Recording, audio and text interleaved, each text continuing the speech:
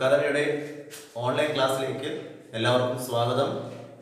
ഇപ്പോൾ നമ്മൾ first chapter solid സ്റ്റേറ്റിൻ്റെ ഏകദേശം ലാസ്റ്റ് സെക്ഷനിലേക്ക് എത്തിയിട്ടുണ്ട്. അതായത് നമ്മൾ കഴിഞ്ഞ ക്ലാസ്സിൽ ഇംപെർഫെക്ഷൻ പഠിച്ച് കഴിഞ്ഞിരുന്നു. അപ്പം ആ ഇംപെർഫെക്ഷൻ കൊണ്ട് ആ ഒരു സെക്ഷൻ തീർന്നു. അപ്പം നമുക്കിനി സ്റ്റാർട്ട് ചെയ്യുന്നത് അടുത്ത സെക്ഷനാണ്. അപ്പോൾ അടുത്ത സെക്ഷൻ എന്ന് പറയുന്നത് ഇലക്ട്രിക്കൽ പ്രോപ്പർട്ടീസ് ആണ്. അതായത് സോളിഡ്സിന്റെ ഇലക്ട്രിക്കൽ പ്രോപ്പർട്ടീസ്.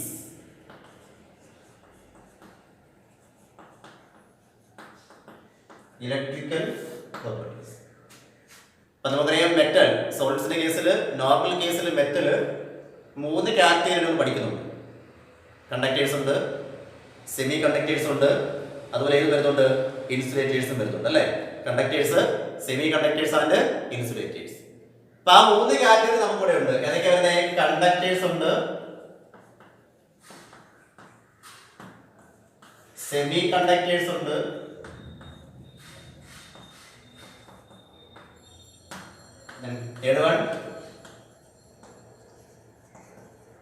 ഇൻസുലേറ്റേഴ്സ് ഉണ്ട്. ഈ 3 കാറ്റഗറിയാണ് നമുക്കിവിടെ പഠിക്കാവുന്നത്. അപ്പോൾ ഇവിടെ നമുക്കൊരു 1 മാർക്കിന്റെ ക്വസ്റ്റ്യൻ ആണ് സാധാരണ ചോദിക്കുന്നത്. അതായത് റേഞ്ച് പറയുന്നതാണ്, ഓരോ കാറ്റഗറിയുടെയും റേഞ്ച് പറഞ്ഞുകൊണ്ടാണ് അതിന്റെ കണ്ടക്ടിവിറ്റി പറയുന്നത്. അതിൽ ഫസ്റ്റ് വൺ ഏതാ പറഞ്ഞിരിക്കുന്നത്? കണ്ടക്ടേഴ്സ് ആണ്. ആ കണ്ടക്ടേഴ്സ് റേഞ്ച് പറഞ്ഞിരിക്കുന്നത് ബിറ്റ്വീൻ 10⁻⁴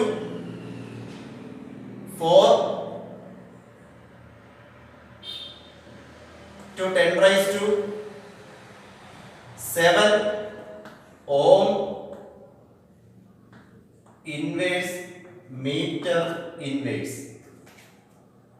അപ്പോൾ ഒരു കണ്ടക്ടറിന്റെ കണ്ടക്ടിവിറ്റിയുടെ റേഞ്ച് 10⁻⁴ 10⁻⁷ ഇടയിൽ വന്നാൽ അതിന് നമുക്ക് എന്ത് പറയാം? കണ്ടക്ടേഴ്സ് വിളിക്കാൻ പറ്റും. Range between 10⁻⁴ to 10⁻⁷ ohm inverse metre inverse എന്ന് പറയുന്നത്. അതുപോലെ സെമി കണ്ടക്ടേഴ്സ് പോലെ റേഞ്ച് പറഞ്ഞിരിക്കുന്നത് between 10⁻⁻⁻⁶ to 10⁻⁴ ohm inverse metre inverse. 10⁻⁻⁶ മുതൽ 10⁻⁴ വരെ റേഞ്ച് ചെയ്യുന്നതാണ് സെമി കണ്ടക്ടേഴ്സിന്റെ കണ്ടക്ടിവിറ്റി എന്ന് പറയുന്നത്. അത് ലാസ്റ്റ് ഇൻസുലേറ്റേഴ്സ് എന്ന് പറഞ്ഞിരിക്കുന്നത് 10⁻⁻⁻20 to 10⁻⁻⁻10 ohm inverse metre inverse ആണ്. അപ്പോൾ ഈ റേഞ്ച് മാത്രം ഓർത്ത് വെച്ചാൽ 1 മാർക്ക് ക്വസ്റ്റ്യൻ വരുന്നത്. ഇപ്പൊ കണ്ടക്ടേഴ്സ് ആകുമ്പോൾ 10⁻⁴ to 10⁻⁷ ohm inverse metre inverse വരും.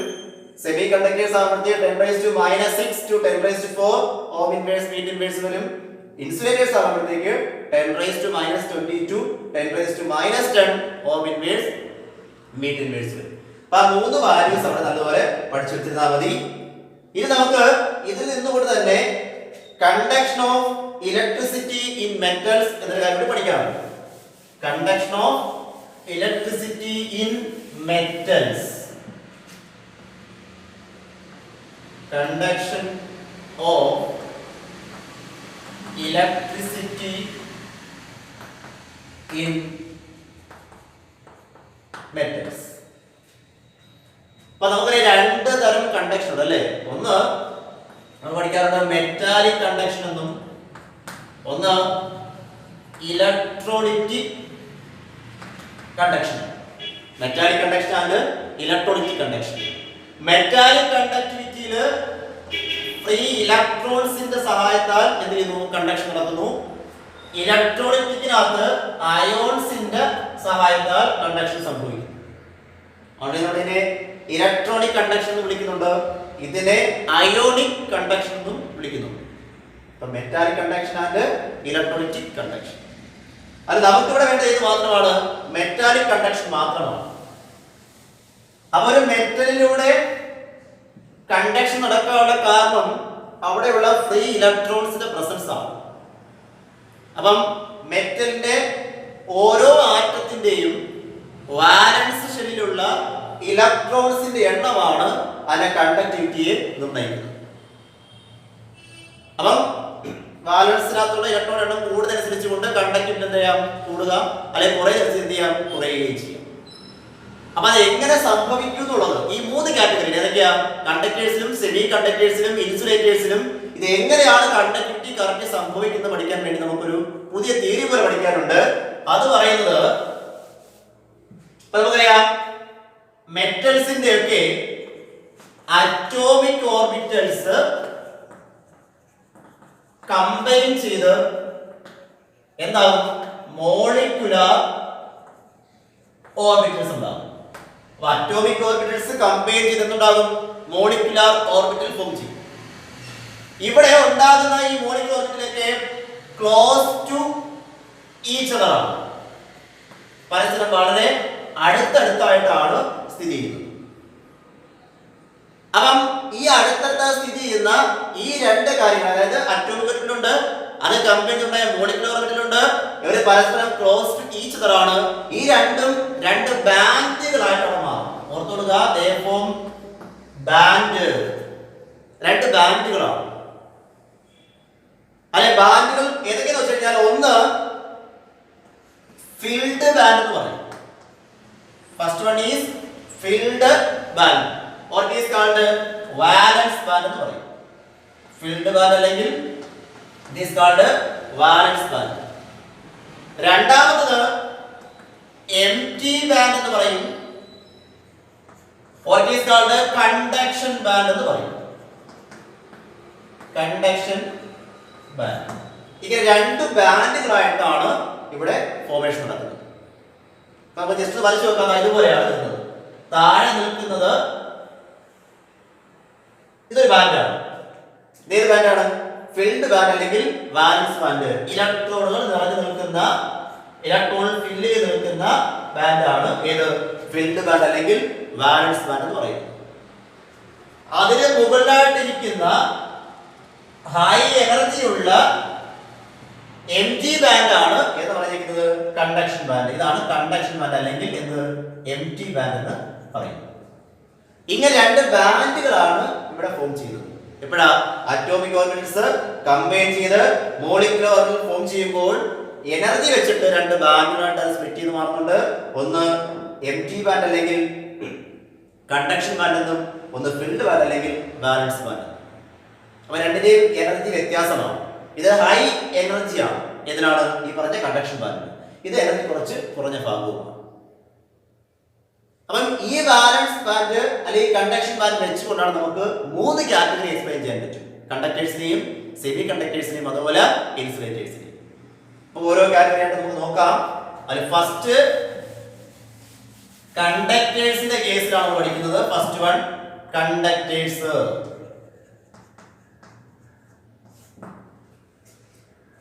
നമ്മളിപ്പോ പറഞ്ഞ കേസിൽ ഇപ്പൊ ഓർമ്മയുണ്ടല്ലോ, അപ്പൊ നമ്മുടെ ഇരിക്കുന്നത് ഇത് ഇലക്ട്രോൺ ഫീൽഡ് ചെയ്ത വാലൻസ് ബാൻഡും ഈ ഇരിക്കുന്നത് ഇലക്ട്രോൺ ഇല്ലാത്ത നമ്മുടെ എംറ്റി ബാൻഡ് അല്ലെങ്കിൽ കണ്ടക്ഷൻ ബാൻഡുമാണ്. അപ്പൊ നമ്മൾ എക്സ്റ്റേണൽ ആയിട്ടൊരു ഇലക്ട്രിസിറ്റി ഇതിലേക്ക് കൊടുക്കുമ്പോൾ, ഒരു ഇലക്ട്രിക് പൊട്ടൻഷ്യലിലേക്ക് അപ്ലൈ ചെയ്യുമ്പോഴത്തേക്ക് ഇവിടെയുള്ള ഇലക്ട്രോൺസ് എവിടെ എത്തണം, മൂവ് ചെയ്ത് ഈ ബാൻഡിൽ എത്തണം. അങ്ങനെ എത്തുമ്പോഴാണ് അതിലൂടെ എന്ത് പാസ് ചെയ്യുന്നത് പറയാൻ പറ്റുന്നത്, ഇലക്ട്രിസിറ്റി പാസ് ചെയ്തെന്ന് പറയാൻ പറ്റുന്നത്. അപ്പൊ ഇവിടെ നിൽക്കുകയാണ് എല്ലാം ഫിറ്റ് ചെയ്തിട്ട്, അത് അവിടെ നിന്ന് എവിടെ എത്തണം, ഈ എംറ്റി ബാൻഡിലേക്ക് എത്തണം. എത്തിക്കഴിഞ്ഞാൽ നമുക്ക് പറയാം അവിടെ കണ്ടക്ഷൻ സംഭവിച്ചു എന്ന് പറയാം, ഇലക്ട്രിസിറ്റി പാസ് ചെയ്യും. ഓക്കെ, അപ്പൊ അത് കണ്ടക്ടേഴ്സിന്റെ കേസ് നോക്കുമ്പോൾ ഒന്നുകിൽ ഈ പറഞ്ഞ നമ്മുടെ ഫിൽഡ് ബാൻഡും അല്ലെങ്കിൽ തൊട്ടുമുകളിലുള്ള എംറ്റി ബാൻഡ് തമ്മിൽ പരസ്പരം ചേർന്നിരിക്കും. ഇതുപോലെ പരസ്പരം ചേർന്നായിരിക്കും ഇരിക്കുന്നത്, ക്ലോസ് ചെയ്തെങ്കിലും. ഇതിന്റെ ഇടയ്ക്ക് 2 ബാൻഡുകൾക്കിടയ്ക്ക് നോ ഗ്യാപ്പ് ആണ്, ഒരു ഗ്യാപ്പും കാണും. അല്ലെങ്കിൽ ഈ 2 ബാൻഡുകൾ തമ്മിൽ പാർഷ്യലി ഓവർലാപ്പ് ചെയ്തിരിക്കും. ഓവർലാപ്പ് നമുക്ക് അറിയാം, നോക്കിക്കൊടുക. ഇതാ ഇതിനകത്തേക്ക് ഇറങ്ങി, ഇവിടെ ഓവർലാപ്പ് ചെയ്യുന്ന ഭാഗം. ഇത് ഫസ്റ്റ് ബാൻഡ്, സെക്കൻഡ് ബാൻഡ്, ഇവിടെ ഫസ്റ്റ് ബാൻഡ്, സെക്കൻഡ് ബാൻഡ്. ഇങ്ങനെ 2 തരത്തിലാണ് കണ്ടക്ടേഴ്സിന് ബാൻഡിന്റെ ക്രമീകരണം എന്ന് പറഞ്ഞിരിക്കുന്നത്. ഒന്നുകിൽ രണ്ടും ക്ലോസ് ടു ഈച്ച് അതർ തന്നെയാണ്, ഇടയ്ക്ക് ഒരു ഗ്യാപ്പ് ഫോർമേഷൻ ഇല്ല. അതല്ലെന്നുണ്ടെങ്കിൽ ഈ 2 ബാൻഡുകൾ എന്തായിരിക്കും, പാർഷ്യലി ഓവർലാപ്പ് ആയിരിക്കും. ഒന്ന് മറ്റൊരു മുകളിലേക്ക് അല്പം കയറിയിരിക്കുന്ന രീതിയായിരിക്കും. അപ്പൊ നോക്കിയേ, ഈ രണ്ട് കണ്ടീഷനിലും ഇലക്ട്രോൺസ് എന്ത് ചെയ്യാൻ കഴിയുന്നുണ്ടാവും? ഒരു കുഴപ്പമില്ലാതെ ഡയറക്റ്റ് ആയിട്ട് ഈ ബാൻഡിലേക്ക് എത്താൻ കഴിയും. ഇവിടെ 10 ഇലക്ട്രോൺസ് ഉണ്ടെങ്കിൽ 10 ഇലക്ട്രോൺസിനും ഡയറക്റ്റ് ആയിട്ട് ആ തൊട്ട് മുകളിലത്തെ ബാൻഡിലേക്ക് എത്താൻ പറ്റും. ദാറ്റ് മീൻസ് അത് കംപ്ലീറ്റ് ആയിട്ട് എന്ത് പാസ് ചെയ്തു? ഇലക്ട്രോൺസ് പാസ് ചെയ്തു. ദാറ്റ് മീൻസ് അവിടെ മാക്സിമം കണ്ടക്ടിവിറ്റി സംഭവിക്കുകയും ചെയ്യും. ഇത് ഏത് കേസിലാണ്? മെറ്റൽസിന്റെ കേസിൽ, മീൻസ് ഗുഡ് കണ്ടക്ടേഴ്സിന്റെ കേസിലാണ് ഇത് സംഭവിക്കുന്നത്. ഇടയ്ക്കുള്ള ഗ്യാപ്പ് ഇല്ലാത്തതുകൊണ്ട് അല്ലെങ്കിൽ ഇവിടെ ഓവർലാപ്പ് ആയതുകൊണ്ട് കംപ്ലീറ്റ് ആയിട്ട് ഇലക്ട്രോൺസ് എന്ത് ചെയ്യാൻ പറ്റും? മറ്റൊന്നിലേക്ക് മാറിപ്പോകാൻ കഴിയും. എന്നാൽ അതേസമയം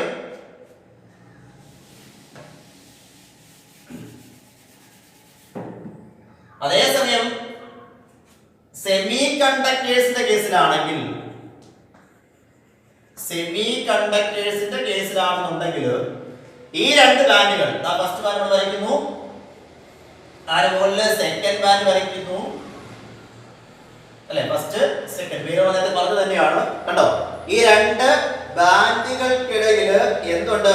ഒരു ചെറിയ എനർജി ഗ്യാപ്പ് ഉണ്ട്, ഒരു സ്മാൾ എനർജി ഗ്യാപ്പ് ഉണ്ട്. അപ്പം ഇവിടെ നിൽക്കുന്ന ഇലക്ട്രോൺസിന് ഈ സെക്കൻഡ് ബാൻഡിലേക്ക് എത്തണമെന്നുണ്ടെങ്കിൽ ഈ എനർജി ഗ്യാപ്പിനെ മറികടന്നുകൊണ്ട് മാത്രമേ എത്താൻ പറ്റൂ.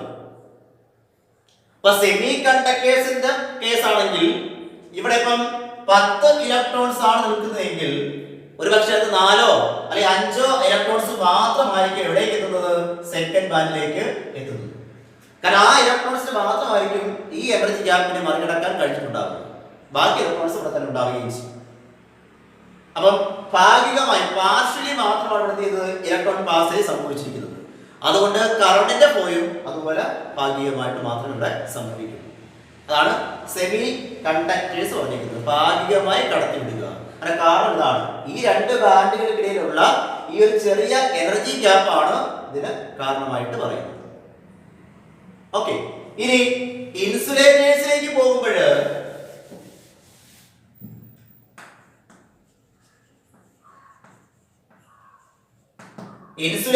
പോകുമ്പോഴത്തേക്ക് ഈ രണ്ട് ബാൻഡുകൾക്കിടയിൽ ഉണ്ടാകുന്ന ആ എനർജി ഗ്യാപ്പ് എന്ന് പറയുന്നത് ലാർജ് ആയിരിക്കും. ഇത്രയും വലിയൊരു എനർജി ഗ്യാപ്പ് ആയിരിക്കും അവിടെ ഫോം ചെയ്യുന്നത്. ലാർജ് എനർജി ഗ്യാപ്പ്, നമ്മുടെ പേരുണ്ട്, ഫോർബിഡൻ സോൺ എന്ന് വിളിക്കും. Forbidden zone or large energy gap. First band, second band. ഇത് ഹൈ എനർജി ആയിട്ടുള്ളതും ഇത് ലോ എനർജി നിൽക്കുന്നതുമാണ്. അപ്പൊ ഇവിടെ നോക്കിയേ, ഈ നിൽക്കുന്ന ഇലക്ട്രോൺസ് എന്ത് ചെയ്യണം? ഇവിടേക്ക് എത്തണം. എന്ത് ചെയ്യണം? ഈ വലിയൊരു എനർജി ഗ്യാപ്പിനെ മറികടന്നുകൊണ്ട് മാത്രമേ ഇലക്ട്രോൺസിന് മുകളിലെ ഗ്യാപ്പിലേക്ക് അല്ലെങ്കിൽ ആ ഒരു ബാൻഡിലേക്ക് എത്താൻ പറ്റൂ. അപ്പൊ ഇവിടെ ഒരു 10 ഇലക്ട്രോൺസ് ഉണ്ടെങ്കിൽ ഈ 10 ഇലക്ട്രോൺസിനും ഈ ഒരു എനർജി ഗ്യാപ്പിനെ മറികടക്കാൻ കഴിയില്ല. മീൻസ് ഈ രണ്ടാമത്തെ ബാൻഡിലേക്ക് ഇലക്ട്രോൺസ് എത്തിച്ചേരില്ല. അപ്പൊ എന്ത് സംഭവിക്കുന്നത്? നമ്മുടെ ഇലക്ട്രിസിറ്റി ഫ്ലോ എന്ന് പറയാൻ പറ്റുമോ? പറ്റില്ല. ഇങ്ങനെയാണ് നമുക്ക് കണ്ടക്ടേഴ്സിനെയും സെമി കണ്ടക്ടേഴ്സിനെയും അതോ ഇൻസുലേറ്റേഴ്സിനെയും ഈ ബാൻഡ് വെച്ചുകൊണ്ട് കണ്ടക്ടിവിറ്റി എക്സ്പ്ലെയിൻ ചെയ്യാൻ കഴിയുന്നത്. ഇപ്പൊ രണ്ട് ബാൻഡുകളാണ് ഫോം ചെയ്യുന്നത്. ഒന്ന് പറഞ്ഞിരിക്കുന്നത് എന്താണ്? ഏറ്റവും താഴെയുള്ളത് വാലൻസ് ബാൻഡ് എന്നോ ഫീൽഡ് ബാൻഡ് എന്നോ വിളിക്കാം. മുകളിലുള്ളതിനെ ഇലക്ട്രോൺസ് ഇല്ലാത്ത, ഇലക്ട്രോൺ അൺഒക്യുപ്പൈഡ് ആയിട്ടുള്ള ഹൈ എനർജി ഉള്ള എംപ്റ്റി ബാൻഡ് അല്ലെങ്കിൽ കണ്ടക്ഷൻ ബാൻഡ് എന്ന് പറയും. അപ്പൊ ഈ ഇരിക്കുന്ന ഫീൽഡ് ബാൻഡിൽ നിന്ന് ഇലക്ട്രോൺസ് എവിടെ എത്തണം? ഈ കണ്ടക്ഷൻ ബാൻഡിലേക്ക് എത്തണം, എംപ്റ്റി ബാൻഡിലേക്ക് എത്തണം. അപ്പോഴാണ് ഇത് സംഭവിക്കുക, അവിടെ കണ്ടക്ഷൻ സംഭവിക്കുക. പക്ഷെ രണ്ട് ബാൻഡുകളുടെ അറേഞ്ച്മെന്റ് എന്ന് പറയുന്നത് ഓരോന്നും ഡിഫറെന്റ് ആണ്. എങ്ങനെയാ? കണ്ടക്ടേഴ്സിന്റെ കേസിൽ ആ ബാൻഡുകൾ maximum close to each other ആയിരിക്കാം, അല്ലെങ്കിൽ ആ രണ്ട് ബാൻഡുകൾ ഓവർലാപ്പ് പൊസിഷനിലായിരിക്കും. അപ്പൊ ഈ രണ്ട് കേസിലും ഇടയ്ക്ക് ഒരു എനർജി ഗ്യാപ്പ് ഉണ്ടാകില്ല ബാൻഡുകൾക്കിടയിൽ. പൂർണ്ണമായിട്ട് ഇലക്ട്രോൺസ് എന്ത് ചെയ്യാൻ പറ്റും? ഒരു ബാൻഡിൽ നിന്ന് മറ്റു ബാൻഡിലേക്ക് മൂവ് ചെയ്യാൻ പറ്റും.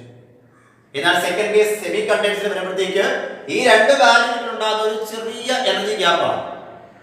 അപ്പൊ കംപ്ലീറ്റ് ഇലക്ട്രോൺസിനും ഒരുപക്ഷെ ഈ എനർജി ഗ്യാപ്പിനെ മറികടന്നുകൊണ്ട് സെക്കൻഡ് ബാൻഡിലേക്ക് എത്താൻ പറ്റും. അപ്പൊ അവിടെ ഭാഗികമായി മാത്രമായിരിക്കാം എന്ത് പാസ് ചെയ്യും? ഇലക്ട്രിസിറ്റി പാസ് ചെയ്യും. ഇൻസുലേറ്റേഴ്സിന്റെ കേസിലേക്ക് എന്താ കുഴപ്പം? ആ രണ്ട് ബാൻഡുകൾക്കിടയിൽ ഉണ്ടാകുന്ന ഈ ഒരു എനർജി ഗ്യാപ്പ് എന്ന് വളരെയധികം കൂടുതലാണ്. ലാർജ് എനർജി ഗ്യാപ്പാണ് ഫോം ചെയ്യുന്നത്. അപ്പം എത്ര ഇലക്ട്രോൺസ് ഉണ്ടോ അത്രയും ഇലക്ട്രോണിനും ഈ ഒരു ഗ്യാപ്പിനെ മറികടന്നുകൊണ്ട് സെക്കൻഡ് ബാൻഡിലേക്ക് എത്താൻ പറ്റില്ല.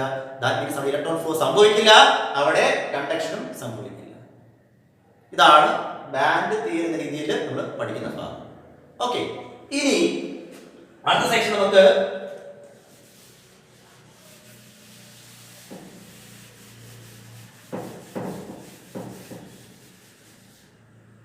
conduction of electricity in semiconductors.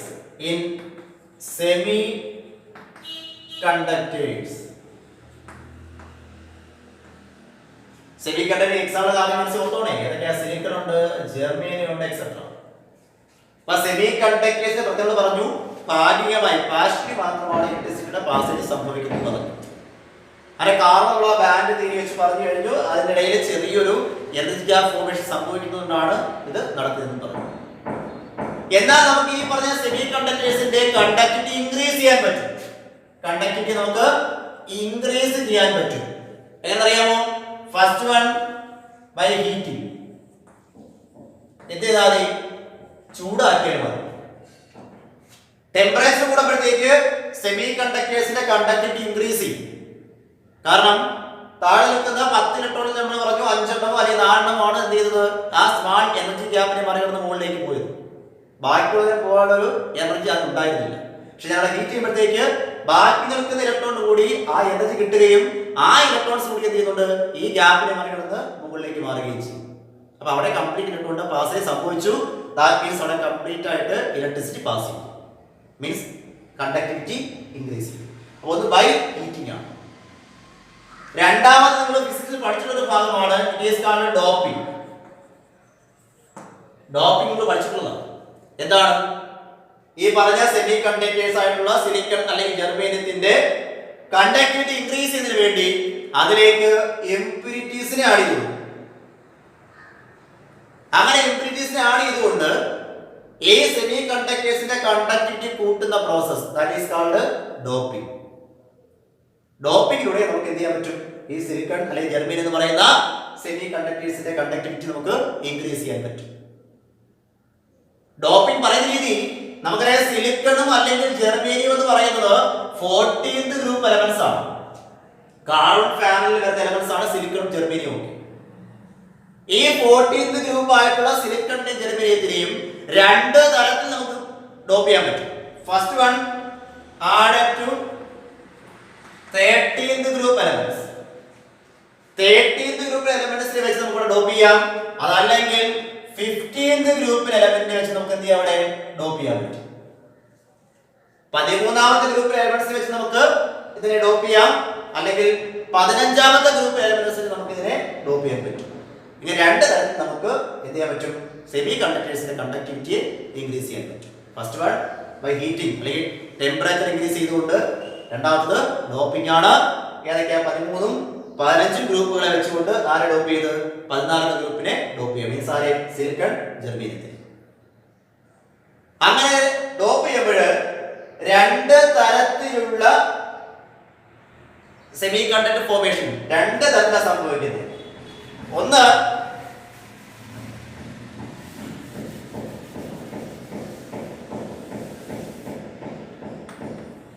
Electron rich impurities. Electron rich ആയിട്ടുള്ള ഇംപ്യൂരിറ്റീസ് നമ്മൾ അതിനെ വിളിക്കുന്നത് എൻ ടൈപ്പ് എന്നാണ്.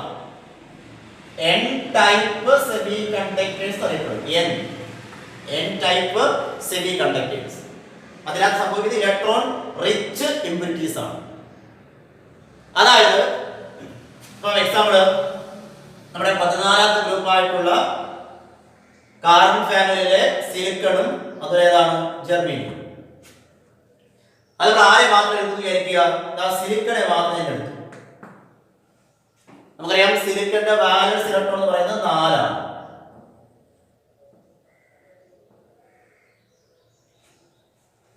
ഓക്കെ ആണല്ലോ. ഇങ്ങനെ ഇരിക്കുന്ന സിലിക്കണിലേക്ക് അല്ലെങ്കിൽ 14th ഗ്രൂപ്പിലെ ഇരിക്കുന്ന എലമെന്റ് ആയിട്ടുള്ള സിലിക്കണിലേക്ക് ഞാൻ 15th ഗ്രൂപ്പിലെ എലമെന്റുകൾ 50 അതായത് ഒരു നൈട്രജൻ ഫാമിലി വരും. Nitrogen, phosphorus, arsenic, antimony. അപ്പോൾ നമ്മൾ ആഴ്സനിക്കിനെയോ അല്ലെ ആന്റിമണി പോലുള്ള 15th ഗ്രൂപ്പ് എലമെന്റ്സിനെ ഇതിനകത്തേക്ക് കൊണ്ടുവരുന്നു. അപ്പം ആഴ്സനിക് അല്ലെങ്കിൽ ആന്റിമണി ആയിക്കോട്ടെ. ഈ എലമെന്റുകളെ വെച്ച് ഞാൻ ഇതിലേക്ക് ഡോപ്പ് ചെയ്യാൻ പോവുകയാണ്.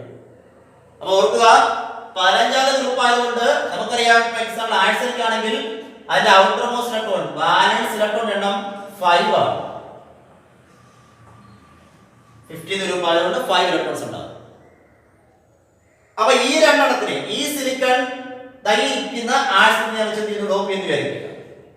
അങ്ങനെ ഡോപ്പ് ചെയ്യുമ്പോൾ ഇവിടെ ആഴ്സനിക്കകത്തുള്ള 4 ഇലക്ട്രോണുകൾ സിലിക്കണത് 4 ഇലക്ട്രോണുമായിട്ട് പങ്കുവെക്കും.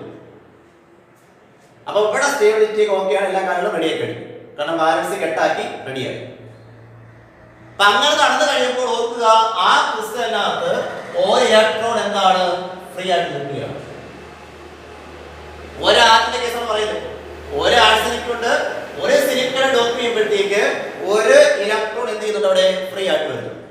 ഫ്രീ ഇലക്ട്രോൺ ആണ്, അതിനെ ഡീലോക്കലൈസിംഗ് ഇലക്ട്രോൺ എന്ന് പറയും. സഞ്ചരിക്കാൻ കഴിയുന്ന ഒരു ഇലക്ട്രോൺ ആണ് നിൽക്കുന്നത്. ഫ്രീ ഇലക്ട്രോൺസ് ആണ്, ആരുമായിട്ട് കൊണ്ടിരിക്കും. അങ്ങനെ നമ്മളൊരു വലിയ ക്രിസ്റ്റൽ യൂസ് ചെയ്തെങ്കിൽ അവിടെ ഇഷ്ടം പോലെ എന്തുണ്ടാവും, ആറ്റംസ് ഉണ്ടാവും. സിലിക്കണിന്റെയും അതുപോലെ ആഴ്സനിക്കിന്റെയും. അപ്പൊ ഓരോ സിലിക്കണും ഓരോ ആഴ്സനിക്കുമായിട്ട് ഷെയറിംഗ് നടക്കുമ്പോഴും ഈ പറഞ്ഞ ഓരോ ഇലക്ട്രോൺ വെച്ചിട്ട് ഫോം ചെയ്യുന്നുണ്ട്.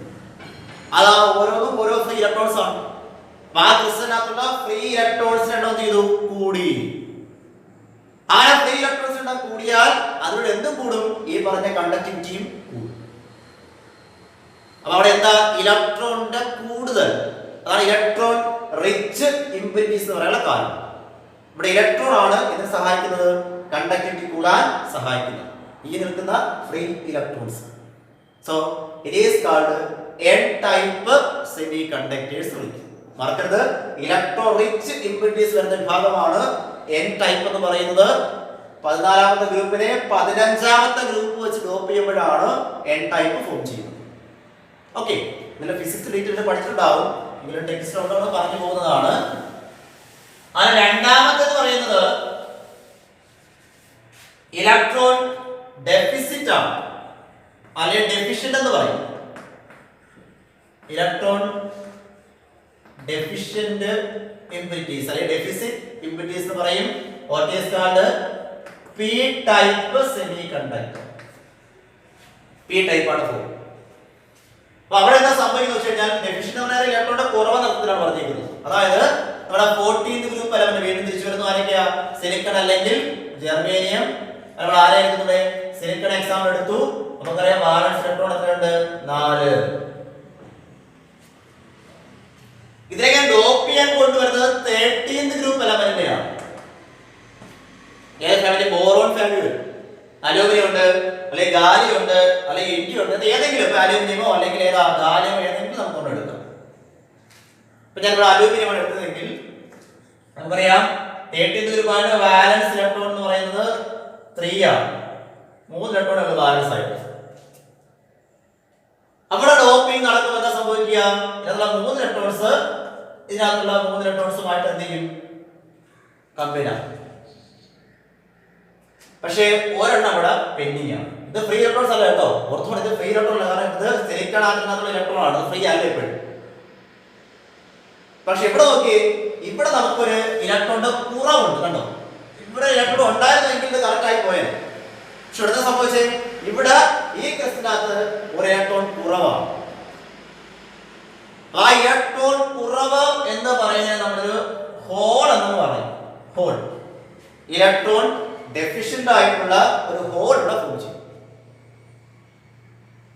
ഓക്കെ ആണ്. അപ്പൊ ഇവിടെ എന്തില്ല, ഒരു ഇലക്ട്രോൺ കുറവാണ്. ഇലക്ട്രോൺ കുറവുള്ള ഒരു ഹോൾ ആണ് ഇവിടെ ഫോം ചെയ്തേക്കുന്നത്. അപ്പൊ ഇലക്ട്രോൺ കുറവുള്ള ഫോം എന്ന് പറയുന്നത് ഇലക്ട്രോൺ കുറയുമ്പോൾ പോസിറ്റീവ് എന്ന രീതിയിൽ പറയാം പോട്ടെ തൽക്കാലം.